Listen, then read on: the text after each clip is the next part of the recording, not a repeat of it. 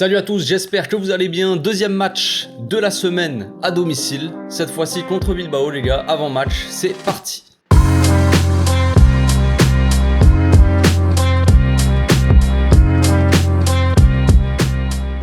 Au passage, n'hésitez pas à vous abonner, liker et commenter, c'est le meilleur moyen de me soutenir et ça fera plaisir à tonton. Le Barça enchaîne encore une fois dans ce mois d'octobre un peu trop long, j'ai envie de dire. Un peu trop long ce mois d'octobre. Un peu trop de matchs, tout ça. Bon bref. Avant de recevoir le Bayern chez nous, encore une fois, mercredi, il y a un match quand même assez important là, qui arrive donc demain contre Bilbao. Après une entame de mois d'octobre assez compliquée, là on s'est peut-être un peu réveillé. Peut-être que ça a été un peu le réveil de l'équipe contre Villarreal, je ne sais pas. Je ne peux pas vous dire si ça va continuer comme ça, je l'espère. Je l'espère de tout mon cœur les amis. Donc après un résultat positif contre Villarreal, surtout en première mi-temps, avec une première mi-temps où on rêve de jouer comme ça pendant tous les matchs et dans tous nos matchs. Ça c'est le rêve, j'ai envie de dire. J'espère voir cette équipe continuer comme ça, à jouer avec cette envie, cette créativité, cette intensité, tout ça, on espère, mais bon. Et une deuxième mi-temps donc un peu plus mitigée, où l'équipe a surtout plus géré le match que jouer le match. Le problème qu'on a actuellement dans ce mois, c'est évidemment les matchs qui s'enchaînent, beaucoup de matchs qui s'enchaînent, et les joueurs qui sont absents, évidemment. On a Koundé qui est revenu quand même de sa blessure, mais qui joue beaucoup. Piqué l'a remplacé dans le dernier match contre Villarreal, mais quand même, le gars est revenu, il est titulaire, il enchaîne. Roberto revient d'une longue blessure, s'était reblessé un petit peu, là, il n'y a pas longtemps, il était disponible, il revient, il enchaîne. Parce qu'il nous manque Araujo, Christensen en défense, donc Roberto est obligé de jouer à droite, Bellerin était blessé, Roberto il doit enchaîner, on a Frenkie aussi qui revient de blessure, qui s'était blessé pendant la trêve, il revient, là, il sort quand même un gros match, bon, il revient petit à petit, il a fait quelques minutes, tout ça, là, il revient, il était titulaire contre le Real Madrid, là, jeudi, titulaire contre Villarreal où il sort un gros match, beaucoup d'intensité, donc il est même d'ailleurs sorti. Peut-être, j'ai pas vu d'infos par rapport à ça ensuite, mais de ce que j'avais vu, moi, c'est qu'il avait demandé plutôt à sortir. Est-ce que c'était une fatigue musculaire? Est-ce que c'était vraiment une blessure? Je pense pas que ce soit une blessure, sinon on l'aurait su. C'est plus une fatigue musculaire, je pense. Attention à pas se blesser, ça serait con quand même. On a suffisamment de blessés comme ça. Pedri et Gavi aussi qui jouent beaucoup. Gavi a pu se reposer dans le Classico, c'est Frenkie qui a joué à sa place. Ils ont joué tous les deux. Pedri et Gavi, ils ont joué tous les deux contre Villarreal et ils sont pas sortis. Je pensais qu'il ferait rentrer peut-être Kessié, Pablo Torre pour faire souffler un peu un des deux. Et non. Malheureusement non, donc dangereux, attention, parce que voilà, Xavi il a dit en conférence de presse, c'est difficile de se passer de Pedri parce que c'est un peu le meilleur joueur, enfin il a pas dit ça, mais au final c'est le meilleur joueur qu'on a au milieu. Alors oui, il y a Frenkie qui a sorti un très bon match, mais dans le sens où vraiment c'est le joueur qui va faire des différences, qui comprend le mieux le jeu du Barça au milieu. Et Pedri, c'est difficile de s'en passer. Très difficile. Gavi, difficile de s'en passer pour son activité, son pressing, mais pour débloquer, pour créer des actions, Pedri, c'est très difficile. Moi, de base, je l'avais mis au repos contre Villarreal, ça n'a pas été le cas. En plus de ça, voilà, Gavi, comme je l'ai dit, a joué aussi, et les deux n'ont donc pas soufflé, donc peut-être qu'il y en a un des deux, ou voire les deux qui vont souffler là pour ce match de Bilbao, je sais pas, franchement, je sais. Il y a le Bayern qui arrive, même si Xavi a dit qu'il faut pas penser au Bayern, il faut penser à Bilbao, je le sais bien, mais en attendant, il y a quand même le Bayern qui arrive, et peut-être qu'on va être éliminé. J'en sais rien, mais en tout cas, ce match-là, pour l'instant, on n'est pas éliminé. Il va falloir le jouer à fond. Il va falloir essayer de le gagner, tout simplement. Donc, le match du Bayern va être très intense. Mais en plus de ça, Bilbao aussi, les gars, ça va être très intense et très agressif. L'équipe est très agressive. Lewandowski, lui, il a pu souffler un petit peu en fin de match contre Villarreal. Dembélé, Rafinha aussi, ils ont été remplacés. Ils avaient été titulaires tous les deux contre le Real. Ça n'avait pas fonctionné. Contre Villarreal, ils ont été sur le banc. Ça a mieux fonctionné, mais je ne doute pas qu'ils vont revenir. Au moins un des deux. Voire, je pense, Dembélé sera titulaire. Donc voilà, mais quand même, ils ont pu souffler un petit peu. Ils sont rentrés contre Villarreal en fin de match, histoire de garder le rythme, j'en sais rien, d'avoir quelques minutes. Dans ce dernier match de Villarreal, on peut se poser quelques questions par rapport à l'attaque, l'animation, tout ça, les profils qui sont utilisés. On sait qu'Ansu Fati et Ferran Torres sont pas du tout le même profil que Rafinha et Dembélé quand même. Donc ça a mieux fonctionné contre Villarreal. Ça dépend des matchs et ça dépend des adversaires, des adversaires que tu as en face, évidemment. Par exemple contre Villarreal, les gars, regardez Jordi Alba, il n'avait pas eu vraiment de danger sur son côté. Ça m'étonnerait contre Bilbao et contre le jeune Williams, il y a la même chose, tu vois. Jordi Alba, je ne veux pas le voir contre Bilbao, absolument pas. Donc même s'il a sorti un très bon match, une bonne rentrée contre le Real, un bon match contre Villarreal, c'est sympa, c'est sympa de sa part. Mais là, ça sera la marche est trop haute pour lui. Je veux dire en termes de vitesse, le jeune Williams, ça bombarde beaucoup trop. C'est une dynamite sur le côté, les gars. Donc Baldé doit jouer à la place de Jordi Alba. Donc cette équipe de Bilbao, elle est très très costaud dans toutes les zones du terrain en plus. Je veux dire, on commence par le gardien. Bon, le gardien, c'est c'est le gardien de la sélection espagnole. Vous le savez, Unai Simon. Et il y a la défense aussi qui est quand même assez costaud avec des joueurs d'expérience comme Inigo Martinez, De Marcos aussi. Je sais pas si De Marcos sera titulaire ou pas, mais en attendant, c'est des joueurs qui ont de l'expérience, des joueurs assez solides aussi, très costauds, très agressifs. Donc ça risque d'être tendu, on va dire, mais au milieu aussi, hein, des joueurs très sous-cotés comme je sais pas comment ça se prononce, mais Béranguer là, lui très sous-coté, franchement, beaucoup d'intensité, un gros volume de jeu, très bon balle au pied, très bonne qualité sur les coups de pied arrêtés. C'est lui qui tire les coups de pied arrêtés, enfin en tout cas dans je crois les derniers matchs que j'ai pu voir là contre Getafe et contre l'Atlético Madrid, c'est lui qui tirait les coups de pied arrêtés et il tirait très bien. Au milieu de terrain, ils ont de la qualité, hein. Ils ont donc Béranguer, ils ont aussi Ander Herrera qui est revenu au club, voilà, vous connaissez, très bonne qualité de passe. C'est lui qui offre un but à Williams d'ailleurs dans le match de Getafe, là c'est lui qui ouvre le score, il fait une petite balle piquée au-dessus de la défense pour Iñaki Williams qui marque son but, donc voilà, attention à la connexion aussi, et les milieux les milieux sont très bons, les milieux ont une très bonne qualité de passe. Il y a aussi Mouniaïn en attaque qui a une bonne qualité de passe et pour les coups de pied arrêtés, et évidemment donc les deux frères Williams en attaque qui sont le danger numéro 1, j'ai envie de dire, le plus jeune des deux frères, donc une vraie dynamite on va dire, comme je l'ai dit tout à l'heure, sur le côté, un joueur qui te percute comme jamais. C'est un peu le style d'Embélé, on va dire, hein. On va pas comparer les deux joueurs, mais c'est un peu ce style-là. Il a une vitesse vraiment phénoménale. Il peut t'éliminer sur un petit crochet et partir tout seul. Donc Baldé va avoir du taf à mon avis.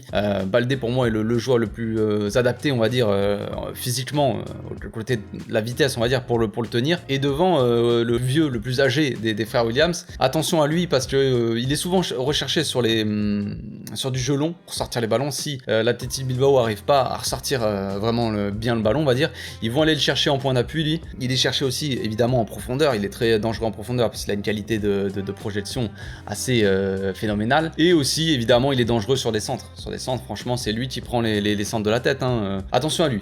Franchement, danger numéro 1, ça va être chaud. En vrai, le danger peut venir un peu de partout avec cette équipe de Bilbao, hein, sur corner, sur coup de pied arrêté, ils sont très bons, voilà, les défenseurs sont très bons sur coup de pied arrêté, offensif et défensif, voilà, ils ont un peu de qualité partout, donc forcément faudra faire attention. Je pense que la place au classement, c'est assez trompeur tout ça. Côté forme, il reste quand même sur 2 matchs nuls et une défaite, donc c'est pas fou en soi, c'est pour ça qu'ils sont classés 6ème, je crois qu'ils sont 6ème au classement, un truc comme ça, il me semble. Donc il reste sur 2 nuls et une défaite contre l'Atlético Madrid à domicile, 2 matchs nuls donc à l'extérieur, dont le dernier contre Getafe là. Mais avant ces 3 matchs là, ces 3 mauvais résultats on va dire, ils étaient quand même plutôt pas mal. Ils restaient sur pas mal de victoires, ils avaient perdu contre l'Espagnol de Barcelone je crois uniquement, un truc comme ça, et fait un match nul en début de saison, mais sinon il restait sur pas mal de victoires, donc attention.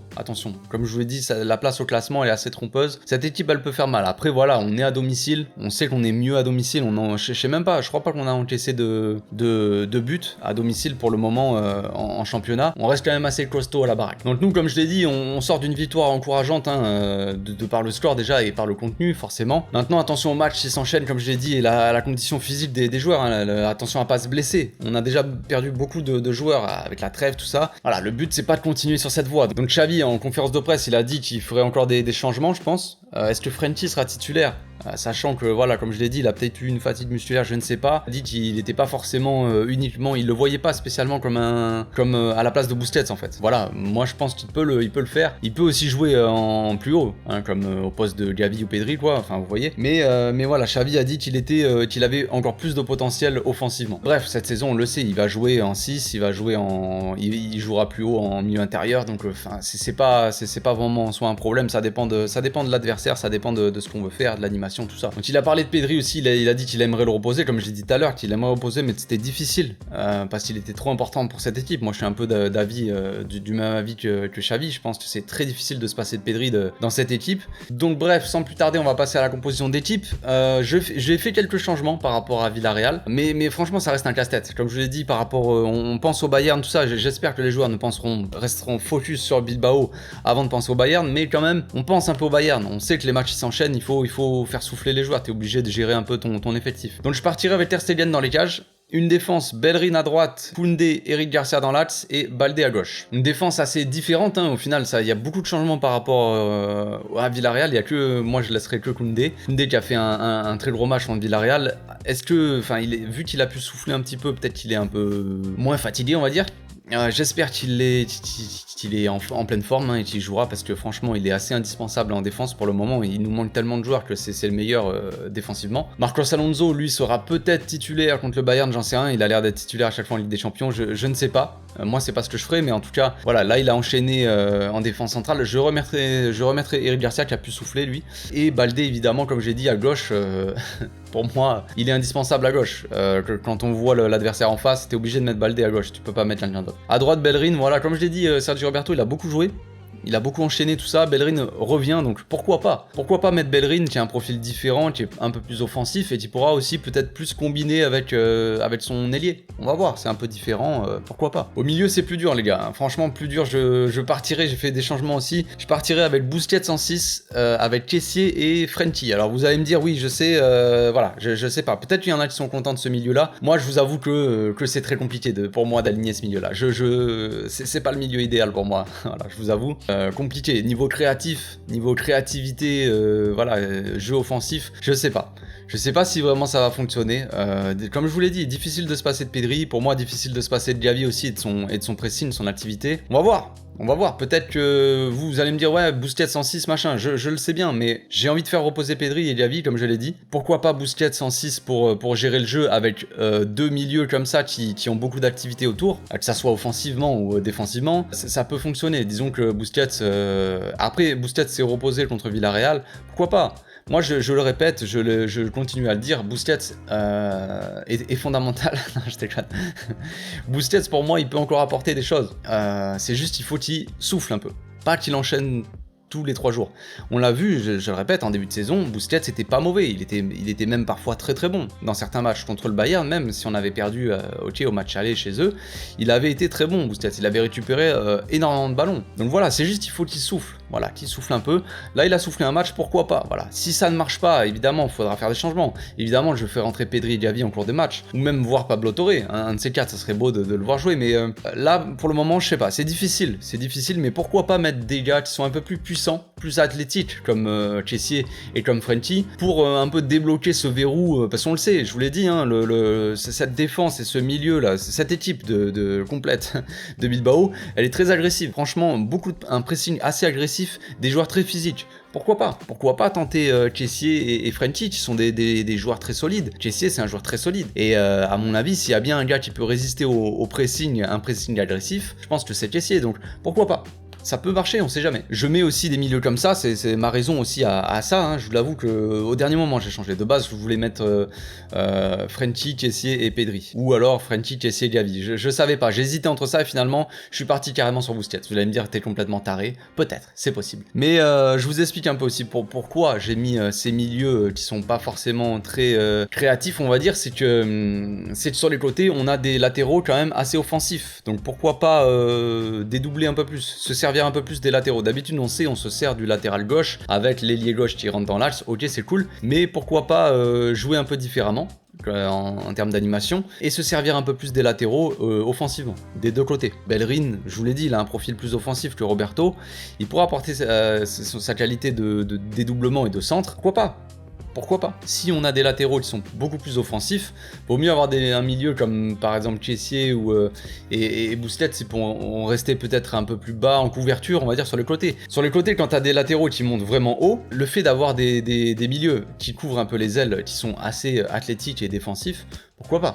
Tu vois, on sait jamais, je sais pas, je sais qu'ils peuvent faire mal sur les contre-attaques aussi, donc voilà, c'est mieux d'avoir un milieu comme ça qui pourra, faudrait que Busquets reste assez bas quoi, qui distribue, mais qui reste assez bas, qui monte pas trop haut quoi, et un Kessié, un Frenkie attentif aux contre-attaques. Pour finir en attaque, je partirai sur Dembélé à droite, retour de Dembélé, avec Lewandowski dans l'axe et Ferran Torres à gauche. On reste prudent avec en dessous les amis, on reste prudent, voilà, en dessous Fati a été titulaire là contre Villarreal, c'est bien, il a fait un bon match, une bonne première mi-temps, des bonnes choses, des choses un peu moins bien aussi. Là, cette équipe de Bilbao, elle va être beaucoup plus agressive, beaucoup plus physique. Pas sûr qu'Ansu Fati soit la meilleure solution déjà de base. Vous allez me dire pourquoi pas Rafinha? Bah Rafinha, il est en manque de confiance, il faut le faire revenir petit à petit, le mettre en confiance. De toute façon, moi je vous l'ai dit la dernière fois, pour moi dans ma tête maintenant, il vaut mieux partir avec Dembélé ou Rafinha à droite et Ferran Torres ou Ansu Fati à gauche. Pendant que Ferran Torres et Ansu Fati reviennent un peu en forme, autant s'en servir, je veux dire. S'ils sont vraiment dans un moment catastrophique et qu'on n'a pas le choix, je vous dirais qu'il faudrait pas les mettre. Là, ça va mieux. On sent qu'ils sont un peu mieux.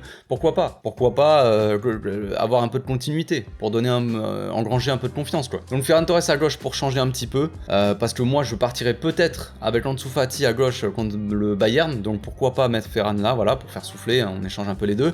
Dembélé de retour, donc Dembélé, on se souvient tous du match qu'il avait fait contre Bilbao la saison dernière, où il était pas titulaire, il avait remplacé Adama, je crois, il était rentré, il avait fait 2 passes décisives, 1 but, donc autant dire qu'il avait débloqué complètement le match, il avait emballé vraiment le match, il avait sorti vraiment un de ses meilleurs matchs sous le maillot du Barça, donc j'espère que ça sera la même chose pour le petit Ousmane, j'espère qu'il va ouvrir un peu les yeux, qu'il va essayer de servir un peu ses collègues, parce que en ce moment ça ne va pas, voilà, ça ne va pas, il doit dribbler, il doit tenter, c'est bien, mais quand il doit faire la passe, il doit faire la passe tout simplement, il faut être un peu plus intelligent dans son jeu. Donc ça fait pas mal de changements dans cette compo, je vous avoue, pour moi la compo, elle est pas forcément parfaite, hein, comme je vous l'ai dit, mais bon, vous le savez, on n'a pas le choix, il manque beaucoup de monde déjà, de base, donc voilà, en plus de ça on enchaîne beaucoup de matchs, et certains joueurs doivent avoir un peu de repos, doivent souffler un petit peu, donc on verra ce que Xavi va nous concocter, hein. Moi je vous donne ma compo, c'est pas forcément la même qui va arriver, hein, mais bon, j'espère en tout cas voir un beau match demain.